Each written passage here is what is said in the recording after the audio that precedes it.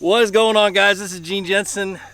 It's getting to be that time of the year again. September, fall transition, some of my favorite baits of the year to fish, and in this video I want to talk about 4 of them. Before we get started, I want to talk a little bit about how I'm going to do these videos. I know there's a lot of people doing them now. Edwin Evers was the first that I know of, and then I started doing them the following month or maybe 2 months after that, and then all of a sudden, everybody's doing them. So I want to do mine a little different. What I'm going to do is I'm going to introduce to you the 4 baits, and then in the next 2 to 3 weeks, as fast as I can, especially since it's September, I'm going to launch how-to videos on each of those baits, and I'm going to teach you guys how to fish them. Now, since I've gotten a little bit of a late start for September, I'm going to do those as fast as I can. But October is going to be a little bit different. I'm going to do the video real early or do this type of video real early and then do the instructionals. So by the time October rolls around, you're ready to go for October. You got all the baits you need and stuff like that. Now, the baits that I use, there's going to be a link down in the description to Tackle Warehouse. It is my affiliate link. And that way you can go there and you can buy the baits that you want and that kind of stuff. But anyway, I get a little bit of kickback, and I'm always honest about that. It really does help. So stay tuned. Let me dive into these baits and get rocking and rolling. Right, so what is happening in September in the South and actually most of the country? You guys up north, this is already happening, and I would already be using these baits. But anyways, what's happening is these bass have been deep or been hiding in the grass and so on and so forth all summer long, looking for oxygen, trying to stay near the bait fish, staying close to the thermocline deep or wherever the thermocline is on your lake. And the water has started to cool off this time of the year. You've got that steady decline in those high temperatures, and the bass see it. Plus, you get the photo period where you get less sun during the day. They sense that and they know it's coming. And it's like they perk up and they're like, all right, we got to go shallow. We got to start feeding up heavy. And they stop looking down so much at bait. So dragging the worm doesn't work so much anymore. Dragging a jig will, but only in certain situations. We'll talk about that probably maybe in October. But right now it's all about covering lots of water. Moving baits, they get up, they start to scatter. So the more water you cover, the better, the more fish you catch. So those are the style baits I want to talk about. Ones that can cover a lot of different situations, but you're able to move a lot and get a lot of water covered and catch as many fish as you can that are active in feeding. All right, so the first bait I want to talk about is my namesake. Now, what I'm going to do is I'm going to leave links to other videos that I've done in the past that are really good about each of these baits, so you guys can go watch them now. And then I'm going to film and launch in the next several days, going to launch the new videos about these baits so you guys can watch them. So be sure you hit the subscribe button if you haven't, and make sure that your notifications for YouTube are turned on your phone and you hit that little notification bell. That way when these things launch, you can be some of the first ones to watch it. Anyway, my first one is my namesake, the Fluke. Boy, you can cover a ton of water with a Zoom Super Fluke or a Strike King caffeine shad. A caffeine shad you can fish a lot faster. This one you don't fish quite so fast. But you can definitely just rock and roll with a Zoom Fluke.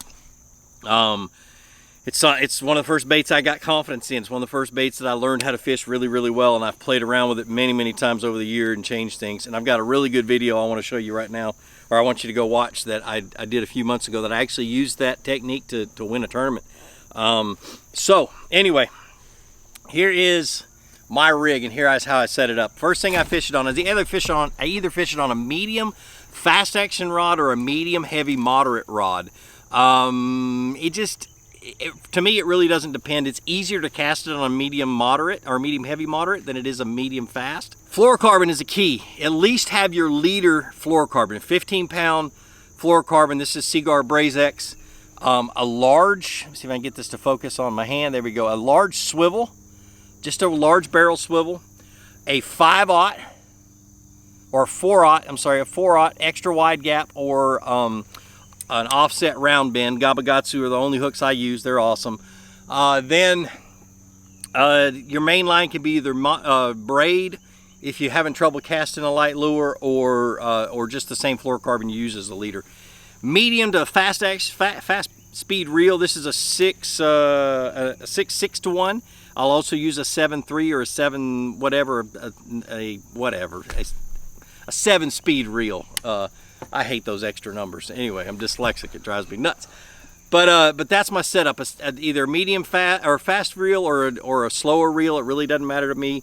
And then you just work the bank and you cover water. And like I said, all that's going to be covered in the video. All right, so the next one is some type of a walking bait. A spook, a Super Spook Junior is my favorite size. This dual pitch, this smaller dual pitch is the same size as Super Spook Junior. I don't have any Super Spooks in there for some reason, but anyway, I like the smaller size. This is a new one from 13 Fishing. It's called the Power Glide. I've already caught big fish on this summer, but this one's a little too big for this time of the year for me. I like to downsize a little bit. If I'm covering a lot of water with a lot of really aggressive fish, I'll throw this one to kind of pick apart, try to get the bigger ones to bite. But this one's coming out. Actually, it might already be out, this one right here, and it's really good. I'm waiting for a smaller size from them, but 13's making some great baits. This is the dual pitch, really loud, gets their attention really good. And like I said, a Super Spook Junior will work great too. I like bone colors, I like clear colors, and just natural colors mostly, because I'm just, like I said, just covering water. Early in the morning, I'm covering the bank, and then I move out over top of points and stuff like that. The rod I'm using a medium fast action rod, or fast power rod. Medium power fast action rod. 7.5 to 1 gear ratio reel. 15 to 17 pound test fluorocarbon, or not fluorocarbon, sorry, 15 pound monofilament, or 40 to 50 pound braid. You need a floating line, or the line will pull that bait down. And that's it. That's what I'm throwing it on. Just like I said, it's just a matter of covering water. Even if they're not blowing up, even if you don't see a whole lot of topwater action, you can still, the shallow ones will still hit this. These fish are moving out of deep, they're moving up shallow, they're feeding, like I said. They really are aggressive. You may not get a super strong bite when they're not hitting topwater readily, but you'll still catch a few on it, and topwater is so much fun. Right, so the next one is the one that I can't wait until September, October, November around here, especially on grass lakes like Gunnersville, Chickamauga, along the Tennessee River. The Tennessee River is literally right there on the other side of these trees. And you get into these grass lakes, and these bass get into those mats, and it is, oh gosh almighty, it is so much fun to throw a hollow body frog, okay? And I love it. I absolutely love it. There's two different types of rods that I'm going to throw this on. But let's talk about the frog first. All right, so the frog itself, this is a 13 Fishing frog, but I also use Spro bronze-eye frogs. I used to use Booyah pad crashers. I haven't bought any in a while, but they're really good, but they just don't last very long. They're good for just a few fish. Then oh gosh, what's the other one I use? Oh, what's it called? It's Strike King. It's got, I'll leave once I figure it out, I'll leave the link down in the description, like I said, but it's a Strike King that looks like a little bluegill. It's got a funky looking skirt. They're ugly as all get out, but man, the fish love them when they're in the mats. I do a lot of modification. I'll put that video up here about how I modify them. The reason I like the 13 Fishing Trash Panda, and I'm really partial to it, is that I had a lot of input in it. What they did when they designed it is they did all the things that almost all the modifications to the frog right out of the package, like bending the hooks out a little bit, so these hooks are bent out just a hair more, like I do when I do, Spro frogs and things like that. They've got a little sleeve around the hooks. It does two things. It plugs that hole, and it also keeps the hooks, when you hook a big fish on just one of those hooks, they can literally torque it out and get off, and it prevents that from happening. I used to wrap braid around to accomplish that.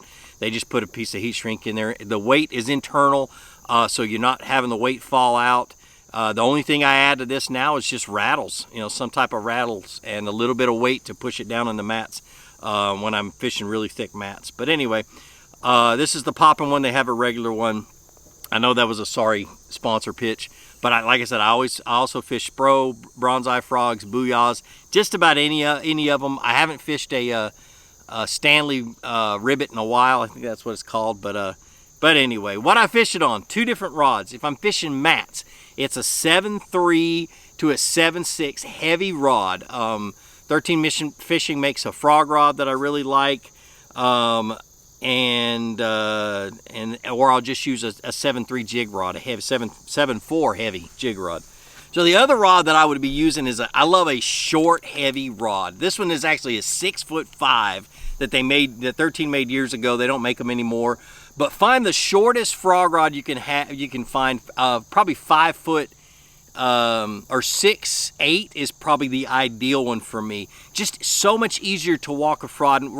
And when I'm fishing around a lot of open water, and sparse cover and stuff like that, I want to be able to walk that frog, and the shorter the rod, the easier it is to walk.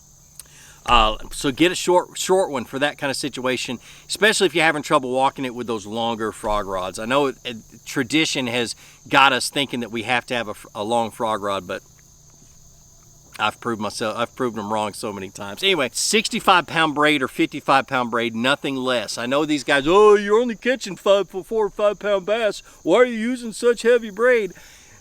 You got to be able to get them out of that grass. You can catch a fish and they can all of a sudden weigh 40, 50 pounds because they've got all tied up in hydrilla and grass and stuff like that. Plus, braided line cuts through that grass on the hook set really, really well. This is Tactics from Seagar. Kind of loud going through the guides, but it's pretty inexpensive. I think it's only like $17 a spool. And you can beat the snot out of it. It's really, really good braid.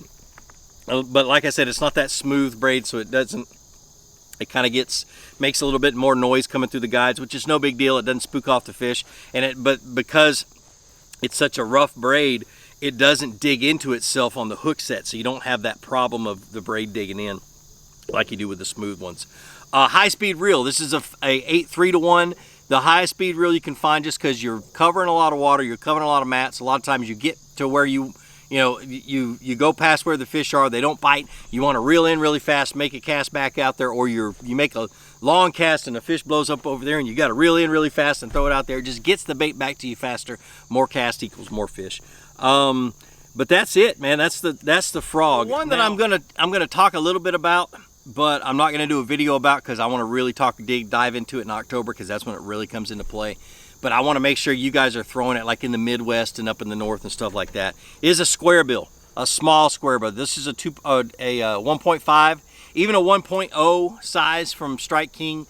The Scamp from 13, of course, I got to mention that. It's a really good one. It floats up really, really fast, so it gets really good reaction strike, especially if you're digging it through wooded cover and stuff. It really does good. But any type of a square bill in natural colors, bluegill and shad colors and that kind of stuff. But for me, the smaller the better. The 1.0 and the 1.5 are typically what I'm throwing the most. But like I said, that video is not going to come out until October. But I start throwing them midway through September, when the fish really get up shallow and get on that hard cover really, really good. And I'm beating it off of rocks and beating it off of brush and things like that. So I'm going to throw that on a medium moderate rod, a short one like a 6'8" to 6'10", 14-15 pound fluorocarbon, and probably a 6-to-1 or 7-3-to-1, probably 6-6, just because I tend to reel too fast when I'm covering a lot of water, and I want to keep that thing slow, and that 6-to-1 forces me to slow down a little bit. But that's it. That's the 4 baits. Those are the ones that I'm going to make videos on. Like I said, stay tuned. Make sure you have that bell. You make sure you subscribe and click the little bell.